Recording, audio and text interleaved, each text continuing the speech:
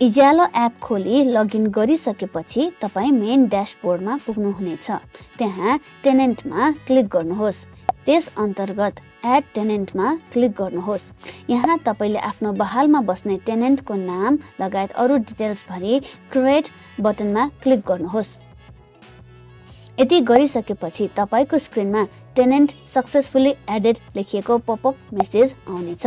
अब तपाईको tenant profile create भयो। यस प्रोफाइललाई मिटर गजमा असाइन गर्न टेनेन्ट लिस्टमा जानुहोस् र टेनेन्टको नाम क्लिक गर्नुहोस्। तपाईको स्क्रिनमा देखिएको अप्सन लिस्टमा असाइन मिटर गजमा क्लिक गर्नुहोस्। तपाईले क्रिएट गर्नुभएको मिटर गज यस लिस्टमा देखिन्छ।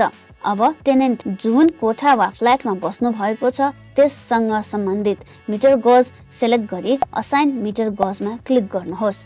अब असाइन गरिने मितिमा मिटर गजमा चढेको युनिट यस फर्ममा भर्नुहोस् र सबमिट गर्नुहोस्। यति गरेपछि तपाईको स्क्रिनमा मिटर गज असाइन सक्सेसफुली लेखिएको पपअप मेसेज आउनेछ। अब तपाईको टेनेन्ट मिटर गजसँग असाइन भयो।